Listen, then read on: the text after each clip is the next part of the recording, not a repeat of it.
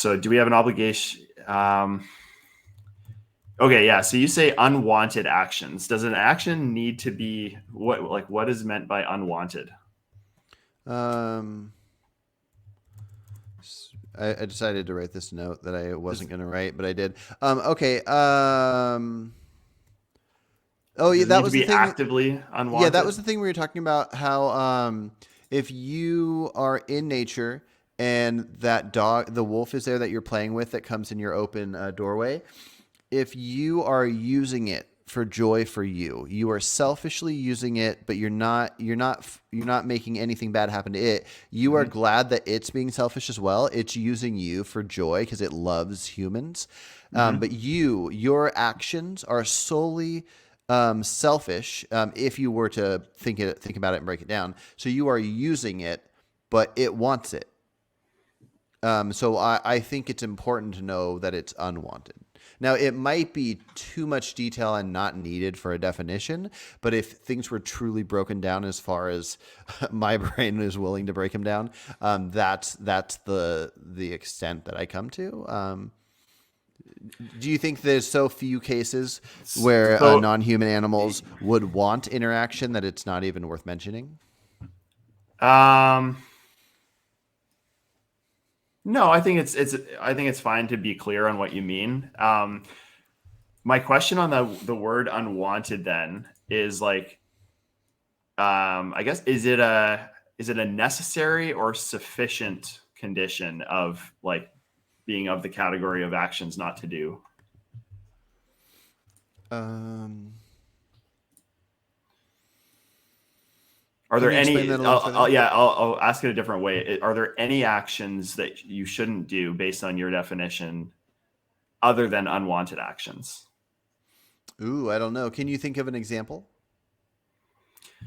Um, hmm. Now, I might not need the word unwanted. Maybe force takes care of that on its own. Because if you're getting selfish joy out of playing with a dog, a wolf, and it can run away at any time, then you are not forcing it. So, do you Here's think it'd be I worth have one. removing? I Okay. have an example. Like, let's say that a goat might not really understand everything that's happening in the world, and so if you like build a fence around an area that has and the goat doesn't know that there is a fence that's keeping them in. They just assume that that's the world they live in, where there's this like Mm, barrier and the world ends there. Um, and you've kept the goat there for whatever reason. It doesn't really matter. mm, mm, It's not actively unwanted. Like the goat mm. doesn't want to get out. It doesn't know that there is an out. But is that still like a so that may not be like would that fall into your definition of unwanted, or is that Yeah, something that should be considered in I would. addition? It very much falls into force. I don't think it falls into unwanted, Okay. because the force makes us unable to know if it's wanted. What I would say is we should never fence in, but it's fine to fence out. Now, this is complicated, and I've always wanted to break this idea down, and I haven't been able to. I just haven't had the conversation about it. But Mm-hmm. I think in the same sense that like a beaver can take down a tree to make its dam, and we take down a tree to make our houses, and we don't need to have regard for the animals that might want to live in those trees. Each animal is going to try to take care of themselves, and so I haven't been convinced, aside from wanting to defend the ecosystem for maybe for selfish needs. I haven't been convinced to care if animals go extinct or how much land they have. So at some point, when humans take up land and make their fences fencing out animals, it will start to look like fencing in when you get to the point of Yeah, I if understand. you take like 99% of land, and then the fenced off part between your fence and the body of water Yeah, that's going to yeah. eventually come up. They're kind of but I don't think they should ever be surrounded by fence that we create. Do you see the difference though? I think there is a big Yeah. difference. Um, okay, so you define that as force, the fencing example, Mhm. but not wanted. So that to me that would mean that wanted by each animal is a sufficient condition for not doing an action, but not a necessary condition. There are things that might not be wanted, but still shouldn't be done, right? So I would just separate that out in your definition if that's the case. Okay. Can you Because you explain that a little say, further? yeah, If yeah. you So were going you to say we reword extend, on, yeah, yeah, we extend moral consideration to non-human animals. We talked about that. It's like, who do yeah, we who is part of this? This is, we're going to define that. Then the mm, second is like, what does that mean? You say like on the basis of, and then you say like, in what category do we extend this moral consideration? Well, it's based on what they want. And then you give a couple examples, harm and physical force. So you're, with the fence example, you're saying that, well, there are other things other than what they want that I wouldn't want to do to them. So I would just reword that such that it separates that, and that it includes that example, what you actually mean. yeah, yeah. Do you think I should maybe change it to on the basis um, like move force there and then move unwanted near harm? Basis of Um, cease to extend moral consideration. Yeah, sorry, I off the top of my head, I'm not quite sure how to reword it, but yeah. that's my criticism was just that I was just wondering if there were any like actions where an animal did not actively want something that you would still not want to do. The fencing thing, I think, is an example. And that you do want your definition to include that. So yeah, we don't have to like Well, reword it on the fly, but I like think I that's might be misunderstanding you because I don't know if we need to care about what they do want. We just have to care about what they don't want. sure. Yeah, Um, that's fine. okay. Let's But see. the animal doesn't. The animal does it. How do I say this without? There's a double negative. It's hard to word, but like Mhm. the goat had like it's not on their mind about getting out of the fence, so it's not an unwanted action for you fencing them in, Mm. right? Yeah, yeah, yeah, yeah. Yeah, yeah. I guess it's just something I'm gonna have to ponder more and maybe rewrite and rethink it through. As you were saying, goat, it just made me think of an element of if we could magically know that the goat was going to be within a certain radius for the rest of its life and never go past that radius. If we made a fence surrounding it that went beyond that radius, which is kind of the hypothetical you're getting at, anyways. But I guess I didn't think of it to that level. Would that matter? But that can only exist in a hypothetical world with knowing the future. And so we wouldn't want to say this species on average doesn't wander off past a certain amount of space, so it's okay to Right, fence in at that point. right. I still think nature cannot allow for extra space, but we can't get in the way. We can decide we have land up to a certain area, and then if we let the rest of it, like a mile from our land to the ocean, is just space that they're kind of stuck in. Um, that's not our fault. Where I could be wrong, but there is something about creating the full fenced in area. But yeah, I'm just gonna ponder that one a little more. What about just like, I don't know, how the wording that I use in mine is negative rights violations, and it's like the negative rights violations that you care about you can Mm. define something like in an appendix somewhere or something, but Yeah, that's a way yeah. of just like blanketing like the things that I want to protect from this group. So it's like, who do we care about? Non-human animals. What do we what do we want to not do to them, or do to them, or whatever? It's like negative, not do negative rights violations, and by that I mean all of these things. And like maybe there's certain negative rights that you extend to some and not others based on some criteria. All that can be kind of fleshed out, but like, Yeah. yeah, that would be a Yeah, clear way of like, that might be a better way to fix up the unwanted part. So yeah, I made a note of that. Cool. I do got to hop off here in a second, just because yeah, I have a didn't live get too far stream. in this, but yeah, no Yeah, worries. no, no, but it's great. I love breaking it down. Hopefully, you enjoy it as well, and it's not like, oh, we're stuck in this No, area. I like that. I like these conversations too. I have a live stream thing I'm doing at 10, Cool. and but I was curious. Was there one more note you had within the definition part? Um, we talked about negative rights. Yeah,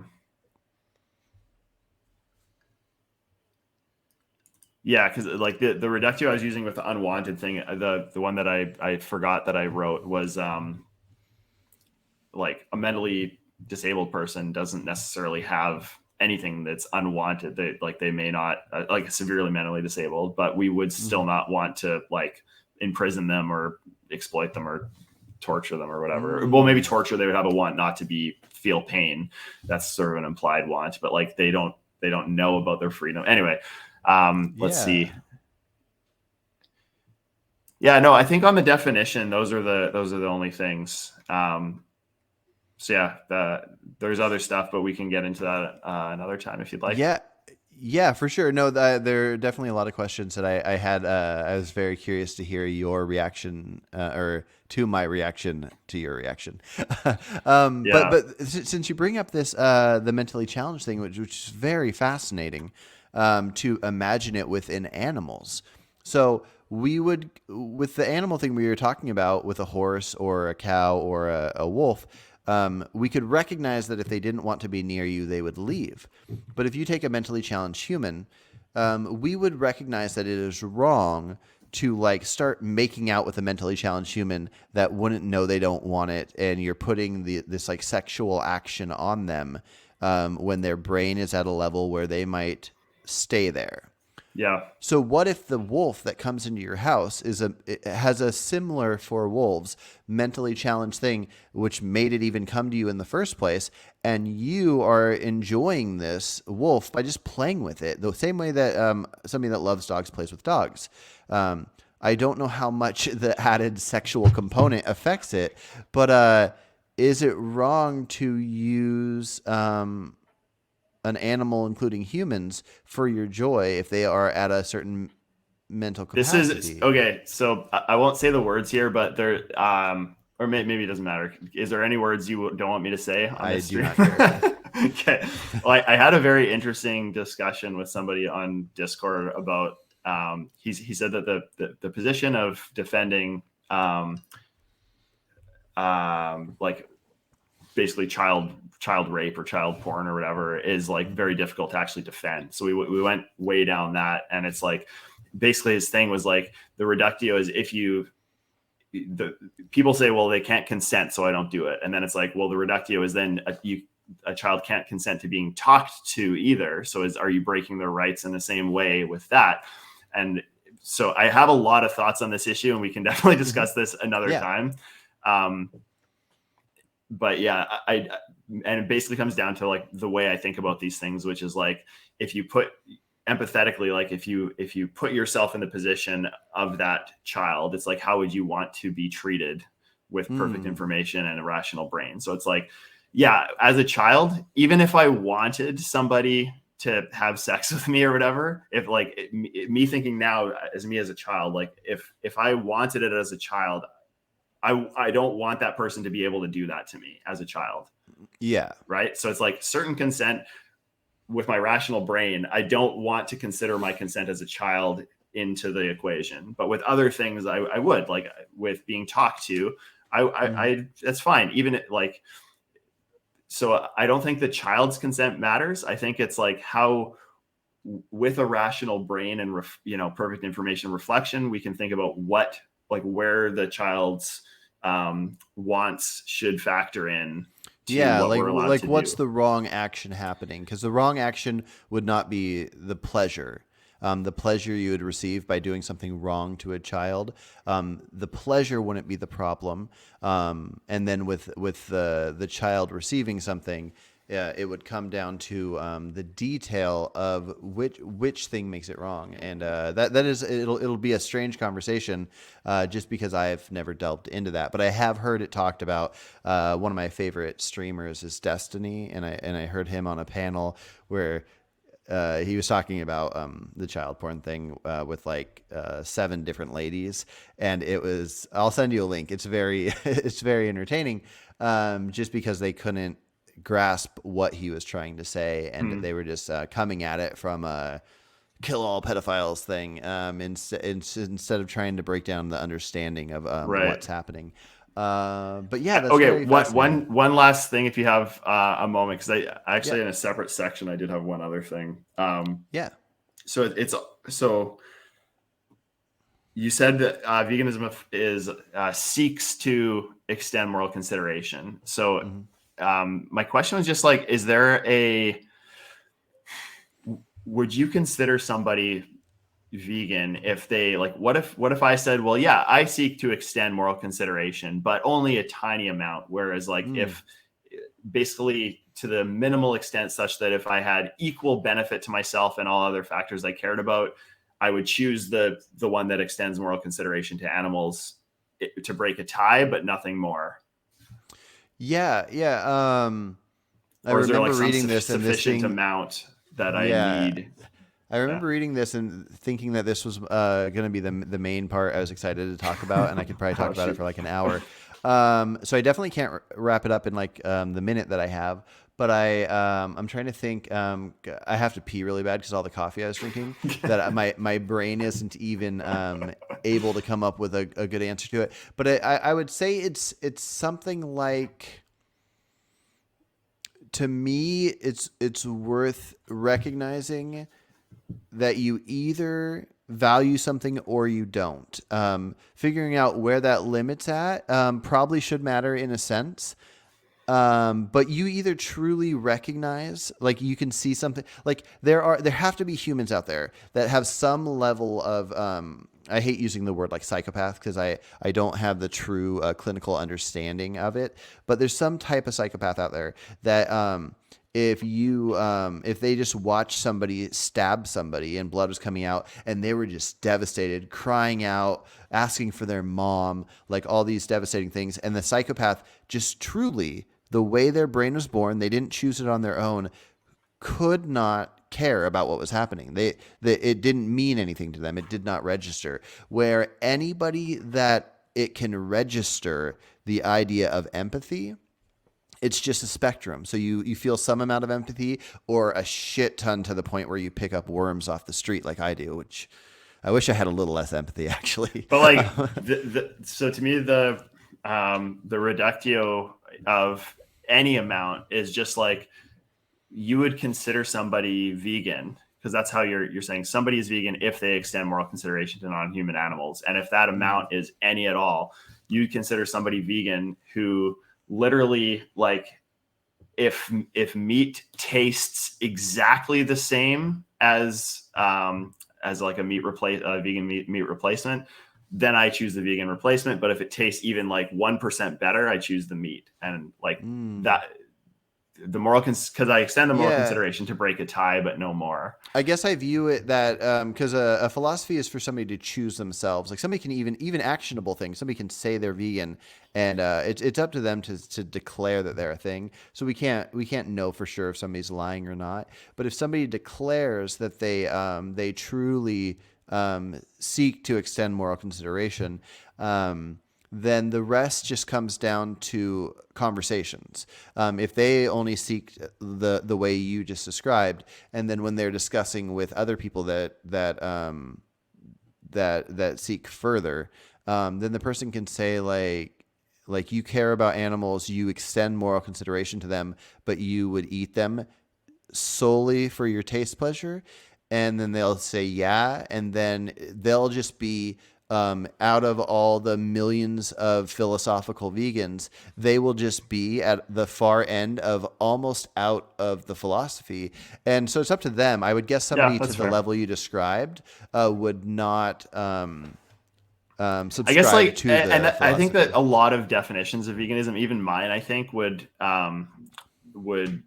that criticism would apply to it. It's the only thing is like when with your paper, you said something specifically like if at the very end, if you extend moral consideration to non-human animals, you are a vegan to me. And so like that, I wouldn't like to me, there's some sufficient amount of moral consideration that would qualify you to to be included in my definition of who is vegan. That's like the only difference. It's less about like the defining it. Like I get it. Like, yeah, you might be like 1% of the way towards, towards it or something, but like I think there should be some cutoff, like minimum, some threshold by which, like, if you assign more than that in terms of the moral consideration, then you qualify or whatever. But, no, fair enough. And let's definitely figure that out soon. I do got to hop off here, but it was great talking. And as soon as we can talk again, let's do it. Sounds good. Have a good conversation. Yep. Take care.